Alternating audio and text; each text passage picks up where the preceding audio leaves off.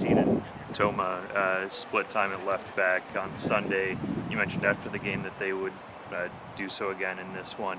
Yep. What do you need to see from those guys for someone to really make that spot their own? Well, I think consistency. I think balance on both sides of the ball. I want to see what I expect in that role.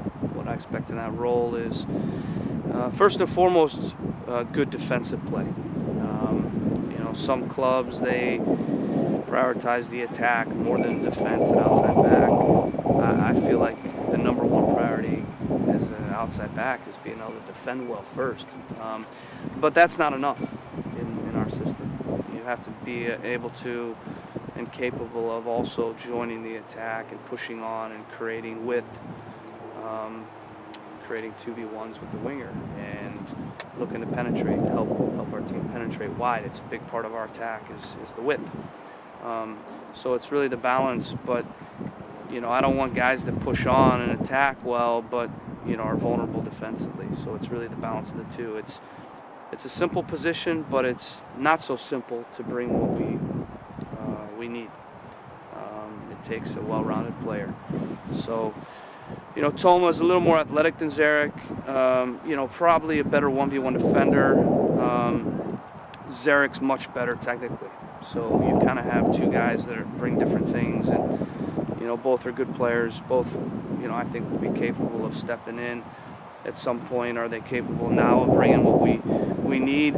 I think, I think they are completely what we need. I don't know. I think it just depends on their evolution, their growth, but also they just, bring different things to the table right now. But Zarek, you saw his technical quality. I don't think he lost the ball. He was able to play. We were able to play out his side with relative ease. He kept possession. He found balls through lines. He's a really good passing back. He's even better on the right back. We'll play him at center back in this next game. We'll start him there. That's why we brought him in. He can play anywhere on the back line, and we brought him in ideally as a guy that would cover. Give us cover. He's been thrown into kind of a starting role because Klut's been out and Ridgie wasn't here, and that's been good for him because he's been able to play left back, and that's probably out of the three positions, right back, center back, and left back, that's probably his least comfortable position.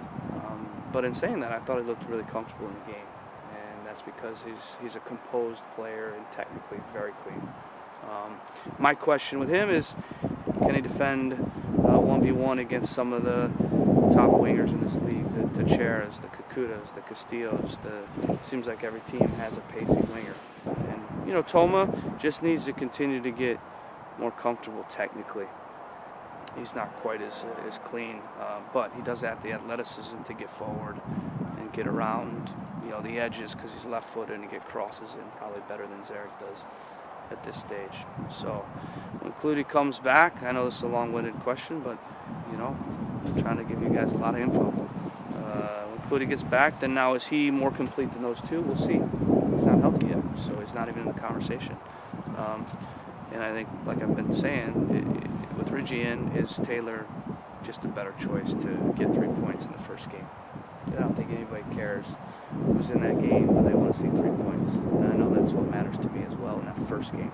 But long term, I need to have a guy that's going to be in there and bring everything we need in that position. So I don't expect to have Taylor or Ridgie at left back the entire year. You have talked a decent amount about Clutie's injury, but you kind of mentioned that his rehab wasn't what you guys expected. Where did that kind of go wrong? Was it a communication with Columbus or him not knowing what he was? Where did it go wrong with his rehab in the offseason? That's a good question, and that's confidential. That's medical. I don't want to get in trouble, talking about medical stuff. But, the surgery, it's a routine surgery. It's a meniscus. It usually takes 4 weeks. It's an easy rehab. And, I think, with him not being here, we felt he'd be rehabbed. And ultimately, I don't know what happened. He came in and he wasn't strong enough in the eccentric loading, the deceleration. I don't think it's anybody's fault. Crew, us, Clutie.